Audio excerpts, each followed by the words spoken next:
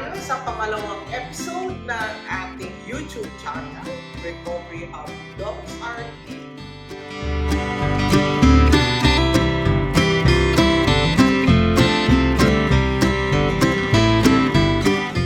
So sa episode na ito, kung sino pa yung hindi subscribe the button below. At kung sino pa yung may gustong mag-comment, pwede rin kayo mag-comment kung anong gusto nyong sabihin at ipadiscuss sa amin sa susunod. So, hindi ko na patatagalin, no? Nandito tayo with the Recovery Hub Dogs, Dr. Benette and Dr. Mai. And as promised, we are all together in person. Oh my God! So, nandito ako sa Manila ngayon. Nandito kaming lahat. And so, baka sa susunod na episode, meron kami location shoot. So, kung sino yung gusto mag-sponsor ng location, pwede. Meron na rin pong libreng konsulta kung saan kami nandoon. Okay, good day everyone. Excited na rin ako para sa episode na ito. You know, it's close to my heart because at many points in my lifetime, nagkakaroon ako ng anxiety. Oh, good day everyone. So for this episode, excited na nga si Dr. Pons kasi we will be talking about ano ba yung mga common na nararamdaman natin ngayon in the pandemic. We just open our social media, tapos ang dami na natin worries, yung political climate natin, ang daming work from home or studies, no? So yung pag-uusapan natin ngayon is about anxiety. So we will begin. So ano ba? Drama ba ito? OA o anxiety na talaga? So for this episode, of course, sabi ko nga, pag-uusapan natin yung anxiety. At yung last episode natin, meron na nag-question, no? Sabi niya, anong question niya? What are the signs and symptoms daw? No? What are the signs that we should watch out to know that we have anxiety? No? And how to tell what triggers? So, what triggers it daw, no? And can we prevent or cure anxiety? And so we will definitely tackle all those questions later on. And by the way, no, ang ating source for or our reference for today is galing po ito sa Special Health Report from the Harvard Medical School, no, entitled Anxiety and Stress Disorder. Guide to Managing Panic Attacks, Phobias, PTSD, OCD, Social Anxiety. But of course, hindi natin kakalimutan na ang ating pag-uusapan ngayon ay Generalized Anxiety Disorder muna. I'm sure you have noticed that there are tails and faces of our fur babies moving around. But you know what? We're going to do this in two parts, okay? The first part would be symptoms, causes, and prevalence, and maybe even the triggers for anxiety problems, okay? And then part 2 will be about what to do if you identify that you have anxiety. Parang, when does worry become a disorder? Or parang normal stress ba to? Or should I worry more? No?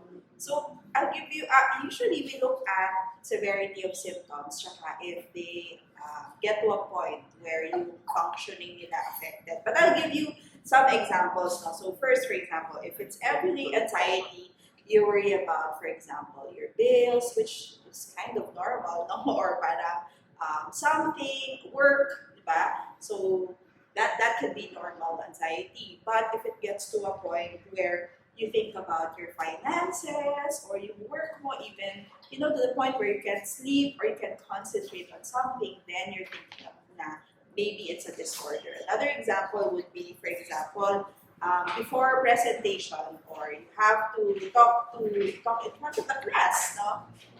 You get nervous, so that's normal. But if it gets to a point that before your presentation, you feel your heart pounding, difficulty breathing, that's sobrang bad, and then you want to run away, and that happens all the time, then you might want to think that that's a disorder. Or everyday anxiety can be, for example, you have a fear of, you know, insects, kasi you get an allergic reaction. But if the fear is such that nagiging disorder na siya, if the fear is such that you are scared of things that are neutral and you avoid them or you don't go out because of them, like a building or trees, no, or a crowded place, then that can be a disorder. Ito ba ay may kinalaman ba sa depression o anxiety lang? So, ang sinasabi dito is pwede siyang mag-coexist. Very common na ngayon yung comorbidity, diba? But pwede rin na magkaibang ano sila, entity. Merong depression, meron ding anxiety. Pero pwede rin silang isang buo. No? So, dapat pag meron na kayong makikita ninyo mga simptomas later on, kailangan masabi ng doktor ninyo kung ito ba ay anxiety lang o ito ay depression lang. So, ano ba mga ano nito, mga dahilan? Bakit ba tayo nagkakaroon ng anxiety? Of course, meron tayo yung ating makeup ng ating brain dahil kung saan nanggagaling yun, no? Pwedeng dahil sa genes, dahil sa mga life circumstances natin or experiences, and of course, yung ating personality. So, tatalakayan natin yan paisa-isa in the next few minutes. Pag-uusapan naman natin ngayon ang brain. Ano nga bang kinalaman niya sa nangyayari sa atin kapag nagkakaroon tayo ng anxiety? Yung mga technologies ngayon, kagaya ng positron emission technology or tomography or PET scan, yan yung mga pagka tinignan mo, nagla-light up yung parts ng brain na natitrigger kapag ka merong anxiety-provoking na situations. So, nakita dito yung mga parts ng brain na affected kapag ang isang tao ay nagkakaroon ng anxiety. Unang-una na dyan, yung amygdala. Yung amygdala natin, nandun yan sa gitna sa kalooban ng brain, no? Na siya yung nagde-determine kung nagko-coordinate kung paano magre-react ng isang tao sa isang triggering situation. So, si amygdala ang nag-a-act like a lifeguard or security guard na nagbabantay kung meron ng danger. No? Pagkatapos, ano nga ba yung kinalaman din ng ibang bahagi? Yung ating cerebral cortex or yung nandoon ng ating prefrontal cortex, doon nangyayari yung pag-evaluate kung ang isang sitwasyon ba ay makaka-trigger ng anxiety. So because yung ating prefrontal cortex, ang thinking part ng brain natin, siya yung nagpapaisip sa atin kung ano nga ba yung mga dangerous or hindi dangerous. There are also other parts like yung mga anterior cingulate gyrus and all those other parts na makikita natin sa ating background, no? Na these are all very important sa ating anxiety. No? Importante din yung mga chemicals na nasa brain natin, ang tinatawag natin ng mga neurotransmitters. Isa dyan ang dopamine. Ang sabi nila, kapag maraming dopamine, mas na-anxious ang isang tao.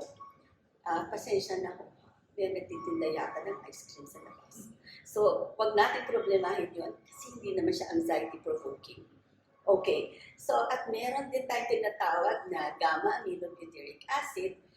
Ito naman ay isang inhibitory din na neurotransmitter. Yung dopamine is excitatory. Ibig sabihin nun, kapag marami tayong gamma-aminobutyric acid sa ating brain, nababalance out niya yung other excitatory neurotransmitters. Another one is glutamate, excitatory din siya, and norepinephrine and serotonin. Serotonin, yun ay, sabi nila, depleted siya kapag ang isang tao ay nade-depress, pero pag anxiety, sabi nila, lower than normal ang level ng serotonin kapag tayo ay na-anxious. Okay? So, mayroon pang ibang parts ng brain na mahalaga din ang papel sa ating anxiety. Ano ba to? Ito yung tinatawag natin na hypothalamic pituitary adrenal axis. Ano ba yung ginagawa nito? No? usually, ang HPA axis ay normally protective. Okay? So, ibig sabihin, parang yung lifeguard din na nagbabantay kung meron danger for us. Kaya lang, for some people na merong anxiety disorder, nagiging overactivated siya na imbes na maging protective siya, ay sumusobra yung parang yung parents, nagiging overprotective. So, nasusobra yung anxiety, di ba, pagka ang parents sobrang anxious para sa mga anak at nagiging overprotective. Sobrang hindi na nakakatulong. Okay? So, dito lumalabas yung fight or flight response sa stress. Okay? So, paano nga ba kaya ito nakaka-apekto sa ating life experiences? Siguro pag-uusapan na ni Dr. Anay. Kasi parang laging tinatanong, pag nagtatanong kami ng mga pasyente, laging tinitignan namin kung ano yung mga life experiences ng bata pa sila. So childhood kasi is a very fragile time for a human being, no? Developing yung brain ng mga bata. So medyo sensitive sila sa mga nangyayari outside of their bodies, including families, no? So naririnig natin yung terms na PTSD, acute stress disorder, kaya phobia, and if you look at that, parang sila yung may mga specific stressor. No? So may nangyayari na traumatic, tapos nagkakaroon ng symptoms ng anxiety. Parang proof na merong effect yung life experiences sa brain ng mga natin. No? Ano ba yung mga usual na life experiences na pwedeng maging risk factor para magkaroon ng anxiety later on? So, marami, no? Poverty, pwede. Syempre, nandun yung mga abuses, physical, sexual abuse, no? Severe illness, no? Nagkakasakit, either yung bata o kaya isang miyembro ng pamilya or loss of a loved one, may namatay, no? So, this can disrupt a developing brain and impair the ability of a child to cope or to negotiate yung mga stressors na nangyayari sa buhay niya. So, at tawag dito, yung pag-cope na to toxic stress. So, pag-uusapan ko yan later. Nabanggit na rin ni Dr. Aponio na may changes sa brain. So, yung mga stress factors na yun, pwedeng magkaroon ng changes sa brain, no? Specifically, for example, yung amygdala, yung fear center. Sa mga studies sa PTSD, nagkakaroon ng changes dun sa size niya. No?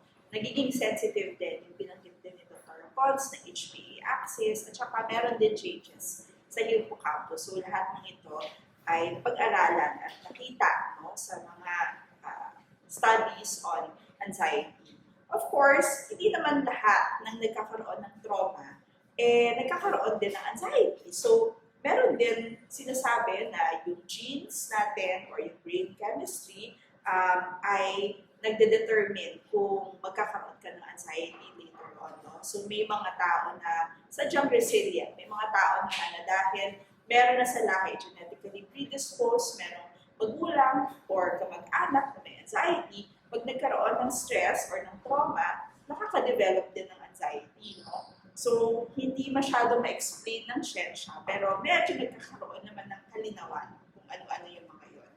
No? So, para sa, ang pagtingin namin doon, no, habang lumalaki tayo, meron tayong tinatawag na positive stress response, tolerable stress response, at toxic stress response. So, depende kung paano hinahandle yung stress in childhood, no?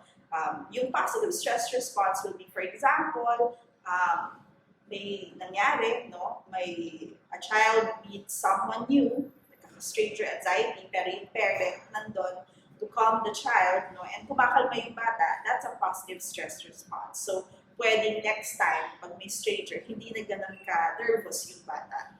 Tolerable stress response naman would be, an example would be, may traumatic na nangyari, no? Like, bagyo, maraming bagyo dito. Siyempre, nagkakaroon ng takot yung mga bata, di ba? But the parents comfort them, family sticks together, and over time, nagle-lessen yung stress or yung anxiety ng mga bata. So, nagiging tolerable yung stress response ng bata. But toxic stress response is such that sobrang traumatic yung nangyari, no? Like physical abuse, sexual abuse, no? And over time, hindi na-resolve yung anxiety or yung stress ng bata, then that can lead later on to anxiety problems.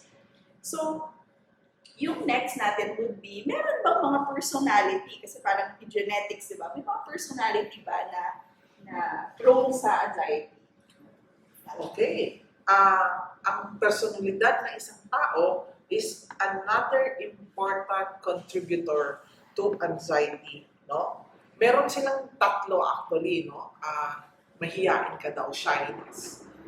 And number two, yung tinatawag natin na mataas yung anxiety sensitivity mo.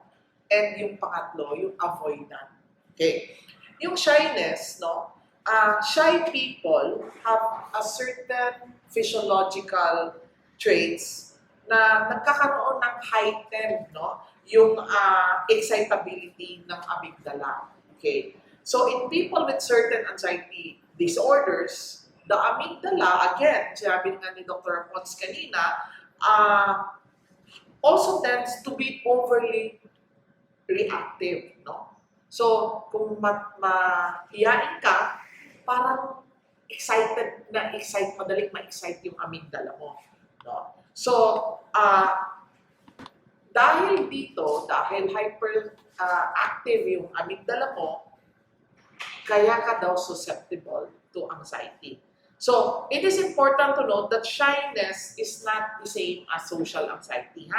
Shyness is a personality trait and it doesn't necessarily interfere with social. Okay. Yung pangalawa, which is anxiety sensitivity, ang ibig sabihin noon ay it is a fear of fear itself. Takot ka sa sarili mong takot. Kumbaga, ito yung famous daw na quote ni President Roosevelt, no? Itong famous na phrase niya. So, pag meron kang sensitive ka sa anxiety, magkakaroon ka ng misinterpretation. May tendency ka daw na ma-misinterpret mo yung mga sensations that accompany anxiety. Like, pag nagpapalpitate ka, oh my God, may heart attack na ata ako, no? Pag nag-flash ka, nag-sweat ka, ako ano-ano na naiisip mo, no? So, anxiety sensitivity can show up, no, in children as young as 6 years old, no? Paano, no? For example, kung ang bata ay predisposed sa anxiety, nakukuha niya to sa mga anxious parents, no? Ang nangyayari is napipick up niya yung anxiety ng mga magulang, no? And so, nakikita niya na, uy, parang napaka-dangerous place to live in pala ito. So, if you have the tendency to overact to the threat posed, you can also overcome it. Maraming pwedeng gawin na pag-uusapan natin later on. Yung isa naman is yung avoidant personality disorder, no? So, sa mga taong meron ito, no, have an intense fear of rejection, no? Ayaw niya nung nare-reject siya, no? And they react accordingly. So, in other words, ito yung mga tao napaka-hesitant na makipaghalubilo, no? Because they have this tense, fearful, self-depreciating, and sensitive to criticism. So, ayaw niya na lang na pumunta doon kasi magtatago na lang siya. So, the avoidance part of the equation is key, no? Yung pag-avoid mo, no? So, to prevent anticipated rejection, no? They stay away from work, social gatherings, no? And any other situations in which it might occur. So, these defenses, no? This defense, no, na magtatago ka na lang, could set the stage for social anxiety disorder. So, hindi ka na kasi nasanay. No? So, ganun ang nangyayari. So, marami, pwede rin naman itong may magawa pa. Okay? So, Gaano ba ka-common? Ilan ba ang nagkakaroon ng anxiety disorder? Meron bang sagot doon, Dr. Pons? Actually, ang sabi nila, ang anxiety disorders ay sila yung pinaka-common na psychiatric conditions in the United States. But I don't think it's only the United States kasi pati WHO, sinasabi niya na siya lang talaga yung pinaka-common na psychiatric condition. So, ano yung pinaka-common na nakita nila? Kasi nga Harvard yung ating reference for today. Ang unang-una nilang nakita is yung specific phobias, no? Yun yung pinakamarami kasali dito yung mga claustrophobia, yung agoraphobia, tatakot ka na, claustrophobia, tatakot ka sa masikip na lugar, kaya ng elevator, no? Or agoraphobia, tatakot ka sa lugar na maraming masyadong tao. Ang sumunod dyan sa specific phobias would be the social anxiety disorder. Ito, I think, napag-usapan kanina ng Dr. Fa, a little bit about social anxiety na yung talagang nahihiya ka makiharap sa ibang tao. Next would be the post-traumatic stress disorder. This is very common ngayon dahil kasi because of the pandemic at marami pang nangyayari sa ating environment, yung war, no? Pagka ang isang tao ay na-expose sa isang sitwasyon na talaga namang nakapagdadala ng malakas na damdamin, no? Doon mag-uumpisa yung trauma ng isang tao sa situation na yon. Okay? Pero hindi nakaka-trauma yung ingay ng mga jeep sa paligid. Tapos sumunod dyan ang generalized anxiety disorder. Generalized anxiety disorder, hindi ko na pag-uusapan yan kasi that's a major topic. Pag-uusapan natin yan sa ating next episode na yun. No? Ngayon, mamaya. No? And then panic disorder. Paano ba kumakaabot ang isang tao sa sobrang takot na kailangan niya ng madala sa hospital. No? So, and then the last would be obsessive compulsive disorder. Ito yung mga tao na mahilig sa or very particular sa kalinisan, sa kaayusan, no? And all that. So that's how prevalent it is. And I'd like to talk a little bit about yung men and women. Alam niyo ba na ang women is twice as common or as likely than men na ma-diagnose ang anxiety disorder. It's a bit unfair, di ba? Pero may kinalaman daw yan sa ating progesterone and estrogen na hormones, no? Kaya mas nadadiagnose tayong mga kababaihan. So sabi din nila na kasi sa mga kababaihan, mas malakas yung fight or flight response na na-activated agad, and at the same time, mas matagal gumagana yung fight and flight response, no? And sabi din nila, mas madalas daw kasi may history na naabuso ang mga kababaihan. Pero hindi ibig sabihin nun na ang mga kalalakihan ay hindi rin magkakaroon ng anxiety. Magkakaroon din sila ng anxiety disorders sa lifetime nila. At ang mas madalas sa kanila ay obsessive compulsive disorder at social anxiety disorder. So, and sometimes, alam niyo ba, na itong conditions na ito pwedeng mag-cause ng impotence sa mga kalalakihan. Okay? So, pag-uusapan na natin ang generalized anxiety disorder.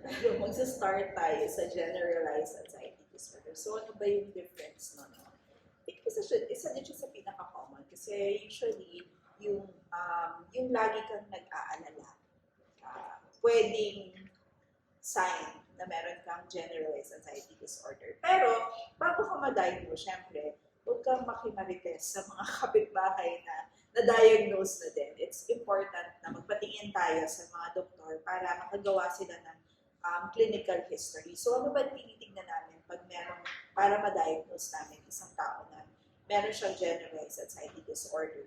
So, usually, una tinitingnan namin yung number of symptoms at saka yung duration.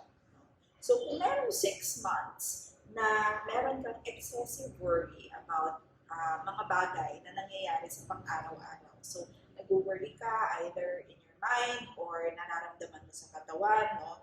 You feel anxious with several events or activities or things that are happening in your life, no? most days of the week for at least 6 months. And plus, you have at least 3 of the following symptoms. So, una, parang lagi kang pagod. No? Pangalawa, hindi ka makakoncentrate. So, kahit na may ginagawa ka, pasok ng pasok sa isip mo yung mga inaalala mo. Pangatlo, medyo irritable ka or napapansin mo medyo tense yung muscles mo, no? So, pwedeng pains din, no? Sumasakit din yung mga muscles. May sleep disturbance, so hindi ka makakoncentrate and hindi ka makatulog, no? And kasi kakaisip ng mga inaalala mo.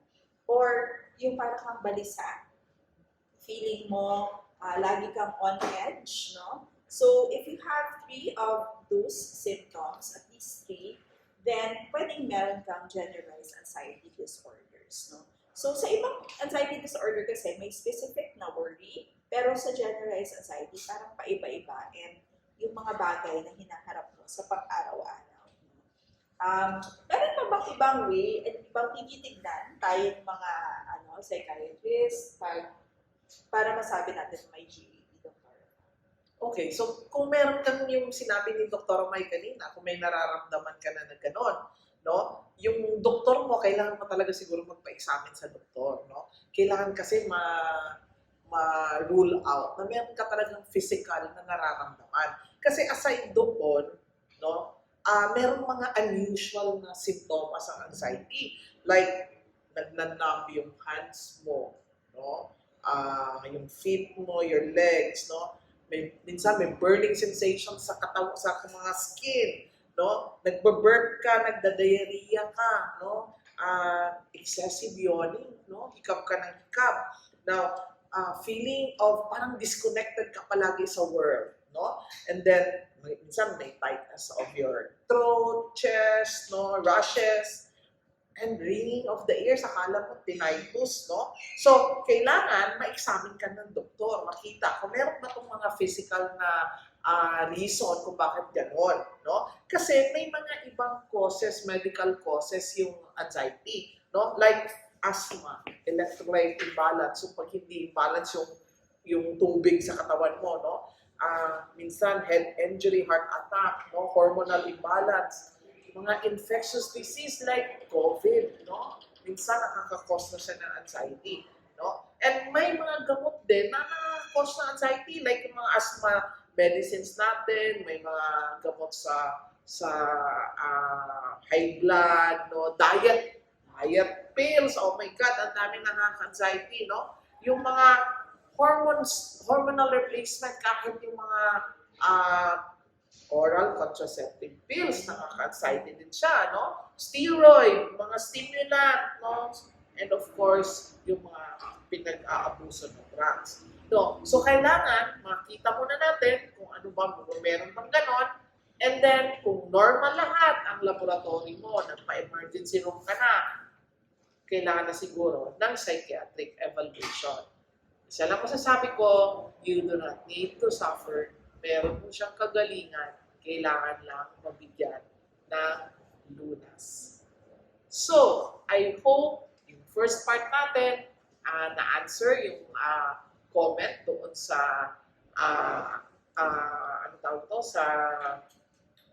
sa comment sa first episode, no? Kung meron pa kayong comment na iba, no? Kailangan mag-comment kayo, mag-subscribe kayo. And watch out for our next part 2 episode of episode 2. Maraming salamat! Bye!